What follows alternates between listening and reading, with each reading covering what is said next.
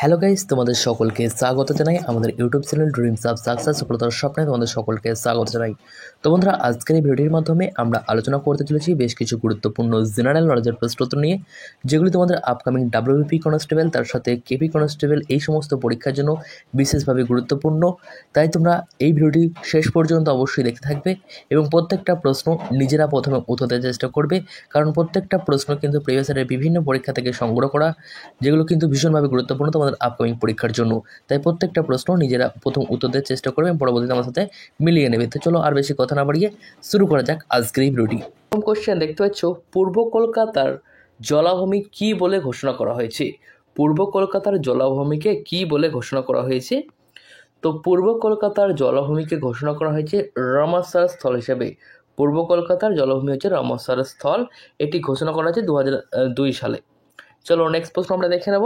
2 নম্বর প্রশ্ন জানতে চাইছো, কোন সালে পশ্চিমবঙ্গের ভূমি সংস্করণ আইন কার্যকরী হয়?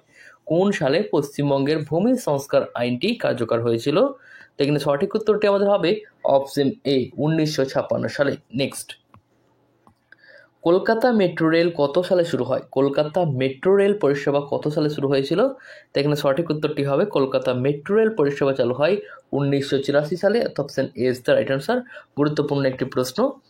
চলো নেক্সট প্রশ্নটি আমরা দেখে নেব। নেক্সট প্রশ্ন দেখতে ধনেখালি কিসের জন্য বিখ্যাত? ধনেখালি এটা কিসের জন্য বিখ্যাত?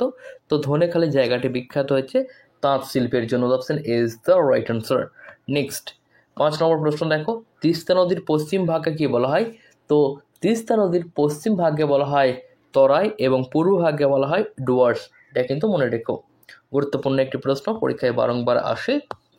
যাওয়ার আগে তোমাদেরকে জানিয়ে রাখি, তোমরা যারা কলকাতা পুলিশ কনস্টেবল এবং তার সাথে সাথে পশ্চিমবঙ্গ পুলিশ কনস্টেবল প্রিপারেশন করছো, তারা আমাদের এই পিডিএফ দুটো নিতে পারো। একটি হচ্ছে আমাদের ডাব্লিউবিএন কেপি স্ক্যানার, যেখানে তোমরা পাচ্ছ ডাব্লিউবিপি বোর্ড এবং কেপি বোর্ডের 2011 থেকে 2024 পর্যন্ত সমস্ত প্রিভিয়াস ইয়ারের কোশ্চেন অ্যান্সার কিন্তু এখানে পেয়েছ। প্রিভিয়াস ইয়ারের কোশ্চেন অ্যান্সার এখানে রয়েছে, তার সাথে এক্সট্রা ডিটেলস কিন্তু রয়েছে এই পিডিএফটির মধ্যে। তো এখান থেকে মোটামুটি আমাদের কলকাতা পুলিশ কনস্টেবল যে পরীক্ষা হয়েছিল সেখানে কিন্তু মোটামুটি 60% মতো কমন ছিল।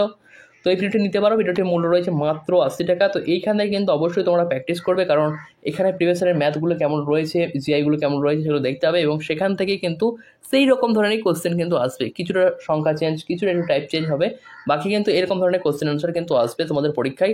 তো অবশ্যই তোমরা এটা নিতে পারো মাত্র 80 টাকার বিনিময়ে। এবং পশ্চিমবঙ্গ পুলিশ কনস্টেবলের যে নতুন সিলেবাস রয়েছে, বর্তমানে যে একটি পরীক্ষা হবে তোমাদের ডাব্লিউবিপি কনস্টেবলের, সেই পরীক্ষার জন্য স্পেশাল করে আমাদের একটা মক প্র্যাকটিস সেট বা মক টেস্টের সেট বলতে পারো, প্র্যাকটিস সেট তৈরি করা হয়েছে, যেখানে 55টি মডেল সেট রয়েছে, অর্থাৎ 16টি এখানে ফুল প্র্যাকটিস সেট রয়েছে এবং 10টি করে প্রতিটা সাবজেক্টের স্পেশাল প্র্যাকটিস সেট রয়েছে। তো এই সমস্ত কিছু তোমরা পাচ্ছ মাত্র 80 টাকার বিনিময়ে। তোমরা কিন্তু এটা নিতে পারো।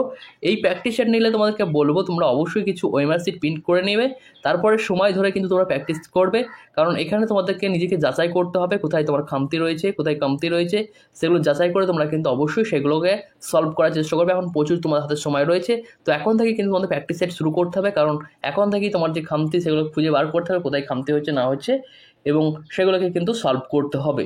এইভাবে প্রিপারেশন করলে অবশ্যই তোমরা সাকসেস হবে।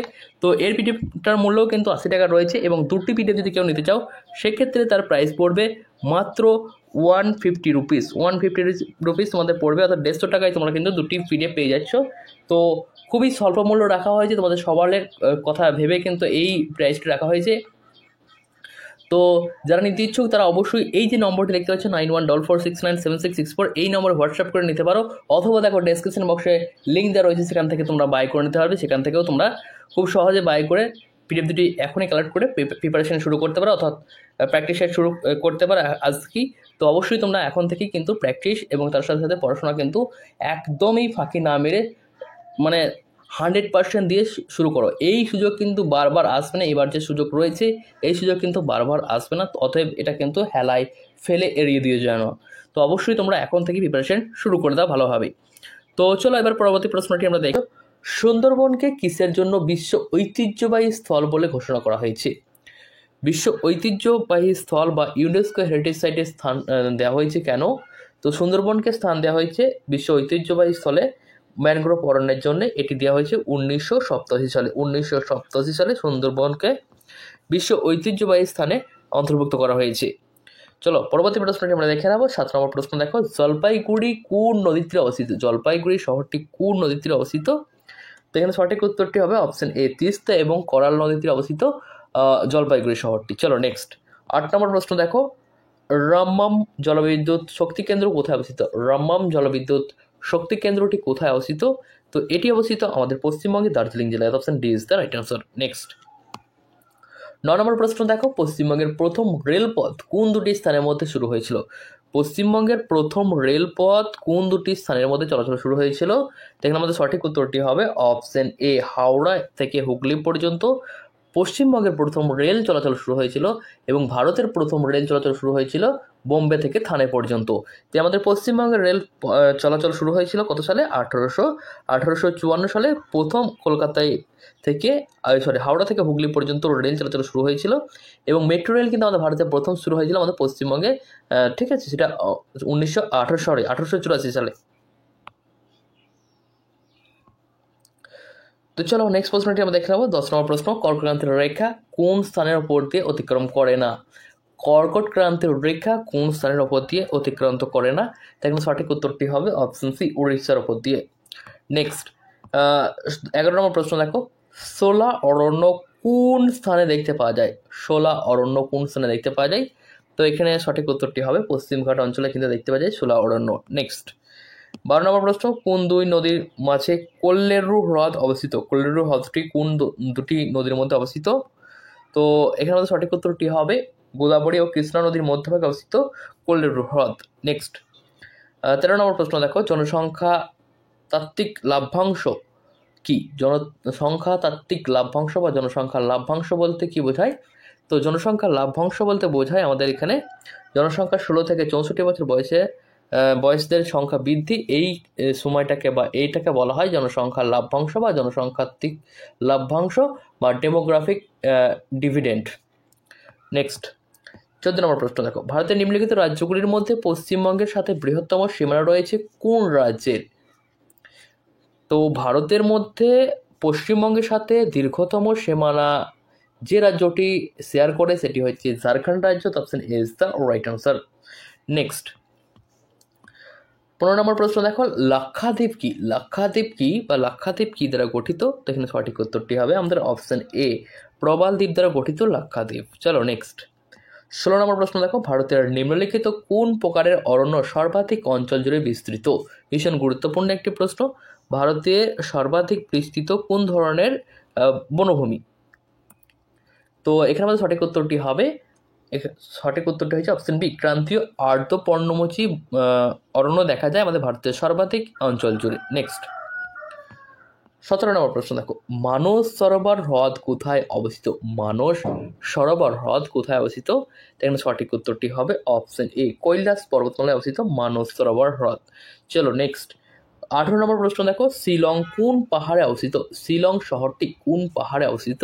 তাই সঠিক উত্তরটি হবে অপশন সি, খাসি পাহাড়। নেক্সট 19 নম্বর প্রশ্ন দেখো, ঘড়ির কাঁটা যখন মধ্যরাতে ছবে, যখন গোটা পৃথিবী ঘুমন্ত, ভারতবর্ষ সেই সময় জীবন ও স্বাধীনতার স্পর্শে জেগে উঠবে, এই মন্তব্যটি কার?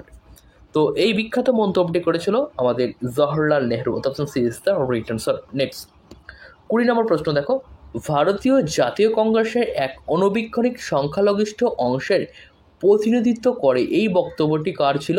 ভারতীয় জাতীয় কংগ্রেস এক অনবীক্ষণিক বা আনুবীক্ষণিক সংখ্যালঘিষ্ঠ অংশের প্রতিনিধিত্ব করেন, এই বক্তব্যটি কি করেছিল? তো এটি করেছিল লর্ড ডাফরিন। তো option D is the right answer. Next 21 নম্বর প্রশ্ন, পাকিস্তান প্রস্তাবের জনক কে? পাকিস্তান প্রস্তাবের জনক কে?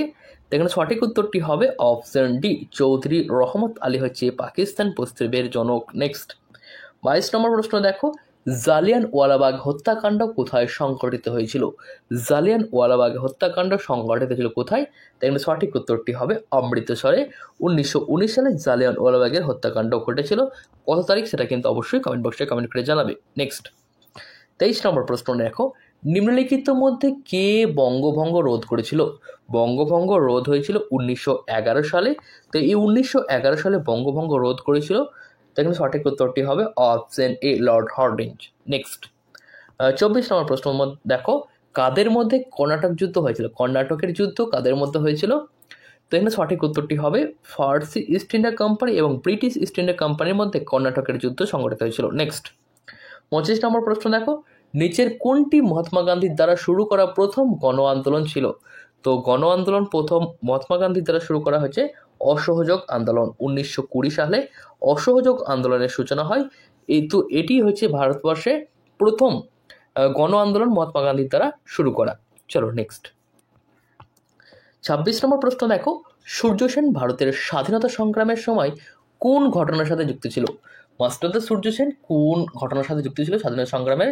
তাই সঠিক উত্তরটি হবে অপশন এ, চট্টগ্রাম অস্ত্রাগার লুণ্ঠনের সাথে যুক্ত ছিল সূর্য সেন।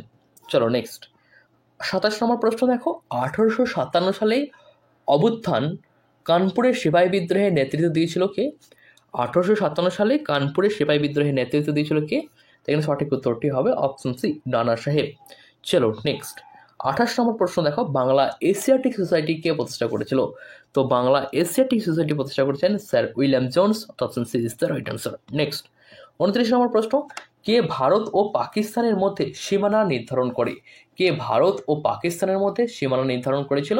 এখানে সঠিক উত্তরটি হবে অপশন বি, স্যার সিরিল রেডারক্লিফ। তো রেডারক্লিফ লাইন এখান থেকে আমরা বুঝতে পারছি ইনি আমাদের সীমানা নির্ধারণ করেছেন। তো রেডারক্লিফ লাইন ভারত এবং পাকিস্তানের মধ্যে অবস্থিত এবং স্যার সিরিল রেডারক্লিফ তিনি কিন্তু এই সীমানা নির্ধারণ করেছিল। চলো নেক্সট 30 নম্বর প্রশ্ন দেখো, স্বরাজ পার্টির প্রধান নেতা ছিলেন কে? স্বরাজ পার্টির প্রধান নেতা ছিলেন কে বা কারা? দেন সঠিক উত্তরটি হবে অপশন সি, মতিলাল নেহরু ও সি আর দাস বা চিত্তরঞ্জন দাস হচ্ছে স্বরাজ পার্টির প্রধান নেতা। চলো নেক্সট 31 নম্বর প্রশ্ন দেখো, নিচের মধ্যে কে ভারতীয় জাতীয় কংগ্রেসের প্রথম মহিলা সভাপতি ছিলেন? ভারতীয় জাতীয় কংগ্রেসের প্রথম ভারতীয় মহিলা সভাপতি কে ছিলেন? তো ভারতীয় জাতীয় কংগ্রেসের প্রথম ভারতীয় মহিলা সভাপতি ছিলেন সরোজিনী নাইডু। সরোজিনী নাইডু হচ্ছে ভারতীয় জাতীয় কংগ্রেসের প্রথম ভারতীয় মহিলা সভাপতি ছিলেন। চলো নেক্সট 32 নম্বর প্রশ্ন, ভারতীয় জাতীয় কংগ্রেসের প্রতিষ্ঠাতা কে? ভারতীয় জাতীয় কংগ্রেসের প্রতিষ্ঠাতা কে? তো ভারতের জাতীয় কংগ্রেসের প্রতিষ্ঠাতা হচ্ছে অ্যালান অক্টোভিয়ান হিউম বা এ.ও. হিউম হচ্ছে ভারতীয় জাতীয় কংগ্রেসের প্রতিষ্ঠাতা। চলো নেক্সট, বক্সারের যুদ্ধ কবে সংঘটিত হয়? বক্সারের যুদ্ধ সংঘটিত হলে কত খ্রিস্টাব্দে? এখানে সঠিক উত্তরটি হবে অপশন বি, 1764 খ্রিস্টাব্দে বক্সারের যুদ্ধ সংঘটিত হয়। চলো নেক্সট, কার অনুমতি নিয়ে ইংরেজরা সুরাটে প্রথম কারখানা স্থাপন করেছিল? কার অনুমতি নিয়ে ইংরেজরা সুরাটে প্রথম কারখানা স্থাপন করেছিল? এখানে সঠিক উত্তরটি হবে অপশন বি, জাহাঙ্গীরের অনুমতি নিয়ে সুরাটে প্রথম কারখানা স্থাপন করেছিল ইংরেজরা। চলো নেক্সট 35 নম্বর প্রশ্ন দেখো, ভাস্কো দা গামা কত সালে ভারতে এসেছিল? ভাস্কো দা গামা কত সালে ভারতে এসেছিল? তো ভাস্কো দা গামা ভারতে এসেছিল 1498 খ্রিস্টাব্দে। চলো নেক্সট, ফতেপুর সিক্রিতে ইবাদতখানা কে নির্মাণ করেছিল? ফতেপুর সিক্রিতে ইবাদতখানাটি নির্মাণ করেছিলেন Akbar. Option C is the right answer. চলো নেক্সট, মালিক কাফুর কার সেনাপতি ছিল? মালিক কাফুর কার সেনাপতি ছিলেন? তো মালিক কাফুর সেনাপতি ছিলেন আলাউদ্দিন খিলজির। Option D is the right answer. Next, Gautam Buddha কোথায় বোধি লাভ করেছিল? তো গৌতম বুদ্ধ বোধি লাভ করেছিল কোথায়? এখানে সঠিক উত্তরটি হবে অপশন ডি, বোধগয়াতে। ভীষণ গুরুত্বপূর্ণ একটি প্রশ্ন, পরীক্ষায় বারংবার আসে। চলো নেক্সট 39 নম্বর প্রশ্ন দেখো, মিচ্ছকটিকাম নাটকের রচয়িতা কে? তো মিচ্ছকটিকাম এই নাটকটি রচনা করেছেন Shudraka. Option B is the right answer. Next, অশোকের এবং ব্রাহ্মলিপিগুলি শিলালিপিগুলিকে পাঠোদ্ধার কে করেন? অশোকের ব্রাহ্মলিপিগুলি শিলালিপিগুলি পাঠোদ্ধার কে করেছিল? তো অশোকের ব্রাহ্মলিপি পাঠোদ্ধার করেছিল জেমস প্রিন্সেপ। অর্থাৎ option B is the right answer. Next 41 number প্রশ্ন দেখো, নিম্নলিখিত স্থানগুলির মধ্যে কোনটিতে ভারতীয় উপমহাদেশের কৃষির প্রমাণ প্রথম মেলেছিল? তো ভারতীয় উপমহাদেশে প্রথম কৃষিকার্যের প্রমাণ মেলে কোন সভ্যতায়? এখানে সঠিক উত্তরটি হবে অপশন বি, মেহেরগড় সভ্যতায়। চলো 42 নম্বর প্রশ্ন দেখো, ভোট অধিকার এবং ভারতের নির্বাচিত হওয়ার অধিকার কি জাতীয় অধিকার? ভোট অধিকার এবং ভারতের নির্বাচিত হওয়ার এই অধিকারটি হয়েছে সাংবিধানিক অধিকার। অর্থাৎ option C is the right answer. Next, ভারতীয় সংবিধান কার্যকর হওয়ার সঠিক তারিখ এবং বছর চিহ্নিত করুন। নিম্নলিখিত মধ্যে কোন বছরে ভারতীয় সংবিধান কার্যকর হয়েছিল? তো ভারতীয় সংবিধান কার্যকর হয়েছিল 26শে জানুয়ারি 1950 সালে, এবং এটি গৃহীত হয়েছিল কবে সেটা কিন্তু অবশ্যই তোমরা কমেন্ট বক্সে কমেন্ট করে জানিও। চলো নেক্সট 44 নম্বর প্রশ্ন দেখো, ভারতের সংবিধানের কোন ধারা সমস্ত নাগরিককে বাক স্বাধীনতা এবং মত প্রকাশের স্বাধীনতা নিশ্চয়তা দেয়? ভারতীয় সংবিধানের কোন ধারা সমস্ত নাগরিককে বাক স্বাধীনতা এবং মত প্রকাশের স্বাধীনতা নিশ্চয়তা দেয়? তো বাক স্বাধীনতা এবং মত প্রকাশের স্বাধীনতা নিশ্চয়তা দেয় ভারতীয় সংবিধানের 19 নং ধারা। চলো নেক্সট, একটি রাজ্যে জেলা বিচারক কার দ্বারা নিযুক্ত হন?